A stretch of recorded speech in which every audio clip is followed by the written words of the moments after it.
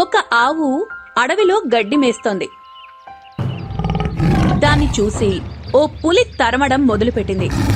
ప్రాణభయంతో చాలా వేగంగా పరుగు పెడుతున్న ఆ ఆవు ఆ పులి బారి నుంచి తప్పించుకోవడానికి నీళ్లు చాలా తక్కువగా, బురద బాగా చిక్కగా ఉన్న ఓ చెరువులోకి దూకేసింది.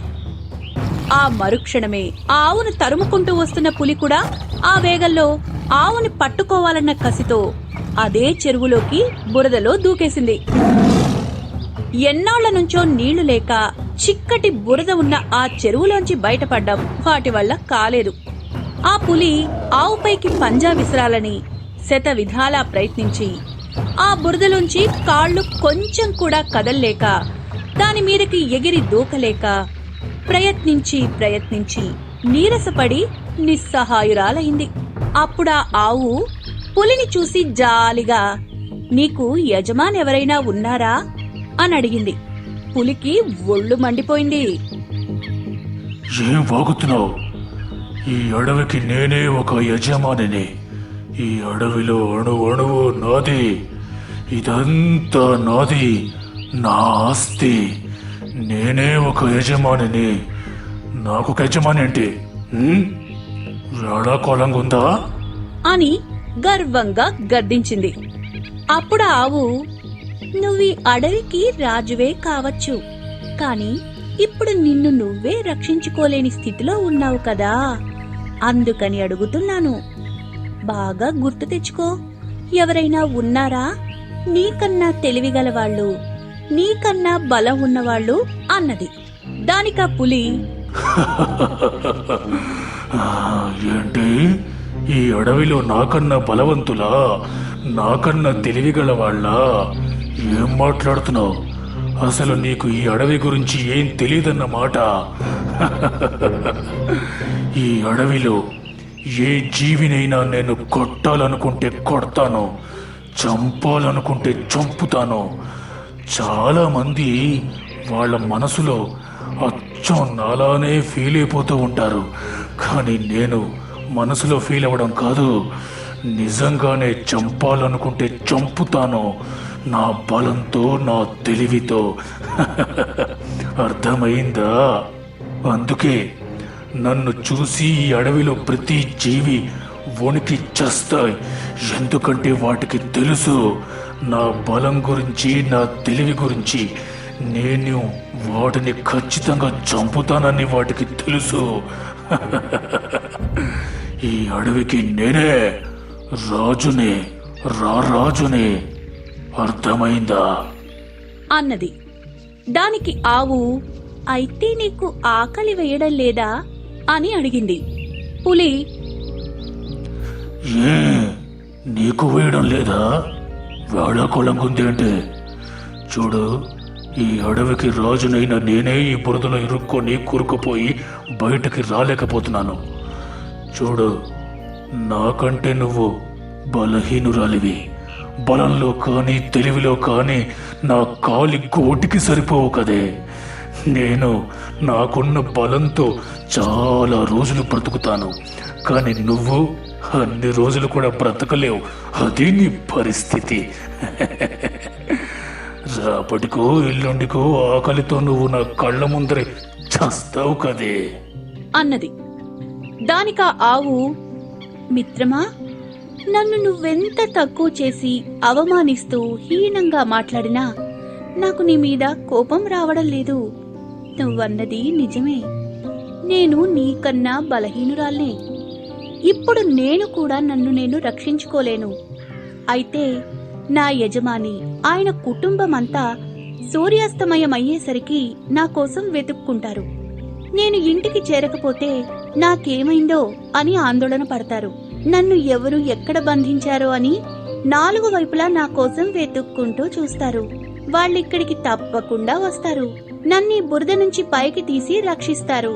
ఇంటికి నన్ను తీసుకువెళ్తారు అని ఎంతో నమ్మకంగా మెల్లగా చెప్పింది. పులి స్తబ్దురాలై విన్నది. ఆవు చెప్పిన మాటల్లో నిజం పులికి చాలా చాలా స్పష్టంగా కనిపించింది.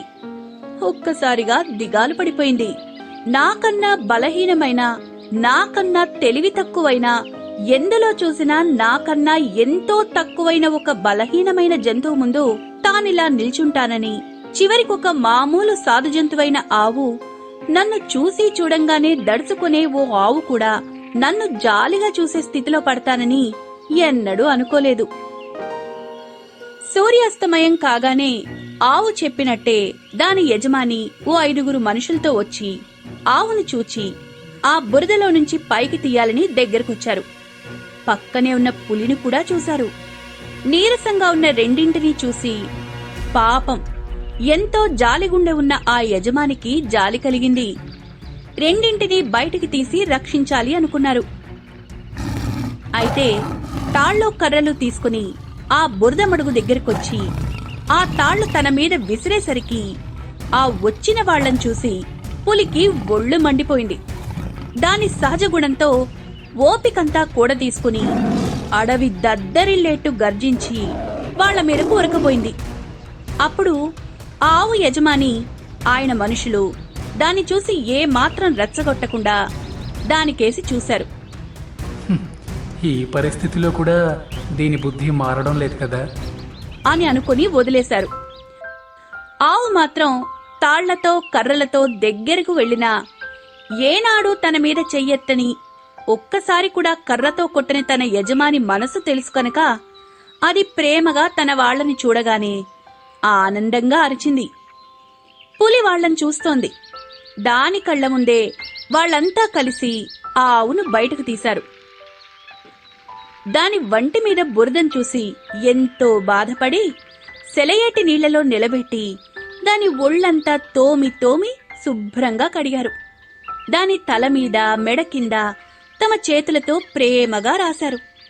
ఆ తర్వాత దాన్ని ఎంతో ప్రేమగా ఆనందంగా వాళ్లతో తీసుకుని వెళ్లారు. తొలిసారిగా ఆ పులి తనకన్నా అన్ని రకాలుగా బలహీనమైన ప్రాణి మీద ఎందుకో గౌరవంగా చూసింది. జీవితంలో మన అధికారం, మన బలం, మన ఆస్తులే మనల్ని కాపాడతాయి. మనం ఎవర్నీ ఎలా దెబ్బతీసినా, ఎంత అన్యాయం చేసినా ఎవరో ఒకరు మనల్ని ఖచ్చితంగా చూస్తారు అనుకుంటే అది చాలా చాలా పొరపాటు. మన బలాలు, మన తెలివితేటలు, మన లెక్కలు, మన యుక్తులు ఇవేవి మనల్ని కాపాడవు. మన నిర్మల మనస్తత్వం, మనం పంచిన ఆత్మీయత, మన నిస్వార్థం, మన నిజాయితీ, మన చుట్టూ ఉన్నవారి పట్ల మన ప్రేమ, నిజంగా చేసిన సేవ ఇవే మనల్ని రక్షిస్తాయి. అవే మనల్ని కాపాడతాయి. పులి వెళ్లిపోతున్న ఆ ఆవును చూస్తూనే ఉంది. జీవితమంతా తాను ఎలా తన చుట్టూ ఉన్న జీవుల జీవితాల్ని తన దూకుడు బుడ్డితో, తన బలంతో ఎలా చిందరవందర చేసిందో గుర్తొస్తున్నాయి. సృష్టికర్త జీవితంలో ప్రతి జీవికి చివరిదాకా అవకాశాన్ని ఇస్తూనే ఉంటాడు, తన మార్గాన్ని, తన నైజాన్ని మార్చుకోవడానికి. తనను నిజంగా కాపాడేవాళ్లు తన దగ్గరకొచ్చినప్పుడు కూడా తన నైజంతో, తన బలంతో వారి మీదకే దూకిన తన బుద్ధి, తన తత్వం తన కళ్ల ముందు మెదులుతుంటే కాసేపట్లోనే అర్థమైపోయింది. ఆ బురదలో, ఆ నరకంలోంచి తనను కాపాడ్డానికి ఒక్కరు కూడా రారని, ఆ పరిస్థితి తన నైజంతో తానే తెచ్చుకున్నానని.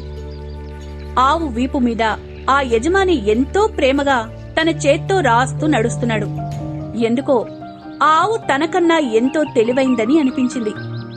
ఎంత ఆపదలో పడినా ఆ ఆవుకు తన వాళ్ల మీదున్న నమ్మకాన్ని, నిస్వార్థంగా ప్రేమించే తత్వాన్ని నిశ్శబ్దంగా చూస్తూ ఉంది.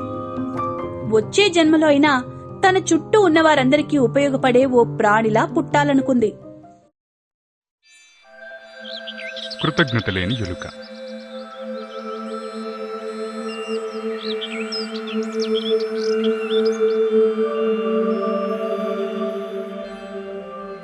ఒక పెద్ద అడవిలో ఓ సాధు ఉండేవాడు.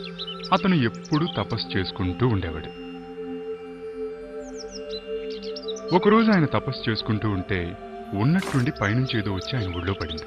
ఏంటా అని కళ్ళు తెరిచి చూస్తే అది ఓ ఎలుక.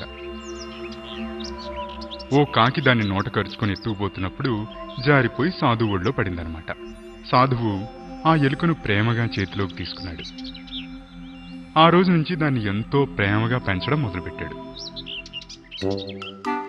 అలా ఒకరోజు ఏమైందంటే, ఒక పిల్లి ఈ ఎలుకను చూసింది.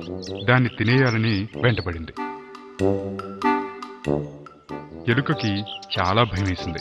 తన ప్రాణాలు కాపాడుకోవడానికి సాధువు దగ్గరకు పరిగెత్తుకుంటూ వెళ్ళింది. భయంతో వణికిపోతున్న దాన్ని చూసి సాధువు ఏమన్నాడంటే, పిల్లిని చూసి భయపడుతున్నావా? అయితే ఉండు, నిన్నే పిల్లిలా మారుస్తాను, అప్పుడు నీకు భయం ఉండదు అంటూ ఏదో మంత్రం జపించాడు.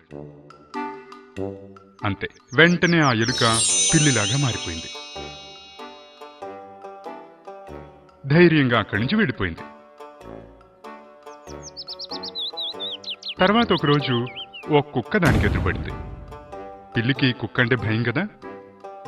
వెంటనే మళ్లీ సాధు దగ్గరికి పరిగెత్తింది. ఇప్పుడు నీకు కుక్కను చూస్తే భయం వేస్తుందన్నమాట, అయితే నిన్ను కుక్కలా మార్చేస్తాను అంటూ పిల్లిని కుక్కలా మార్చేశాడు. ఇక అది తనకి ఏ భయం లేదని ధైర్యంగా తిరగడం మొదలుపెట్టింది. కానీ హఠాత్తుగా ఒకరోజు దానికి పులి ఎదురుపడింది. అది తనని తినేయడానికి పరిగెడుతుంటే భయపడిపోయి మళ్లీ సాధువు దగ్గరికి పరిగెత్తింది. అది చూసి సాధువు, నీకిప్పుడు పులిని చూస్తే భయం వేస్తుంది కదూ, ఓ పని చేస్తాను, నిన్ను పులిలా మార్చేస్తాను, అప్పుడు అన్ని జంతువులు నిన్ను చూసి భయపడతాయి తప్ప నీకే భయం ఉండదు అంటూ ఆయన దాన్ని పులిలా మార్చేశాడు. అయితే ఆయన మాత్రం దాన్ని ఇంకా ఎలుకలాగే చూడసాగాడు. అది దానికి నచ్చలేదు. నేను ఎలుకనన్న విషయం ఈయన ఒక్కడికే తెలుసు, ఈయన ప్రాణాలతో ఉన్నంత వరకు నన్ను అలాగే చూస్తాడు, నాకు కూడా నా పాత రూపం గుర్తు చేస్తూనే ఉంటాడు, కాబట్టి ఈయన చంపేయడమే మంచిది అనుకుంటూ సాధువు పైకి దూకపోయింది. అయితే దాని ఉద్దేశం సాధువుకి అర్థమైపోయింది.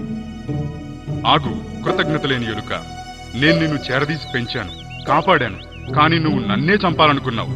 ఈ క్షణమే నువ్వు మళ్ళీ ఎలుకలా మారిపోతావు, అదే నీకు తగిన శిక్ష, పో అంటూ శపించాడు. అంతే, క్షణాల్లో పులి మళ్ళీ ఎలుకలా మారిపోయింది.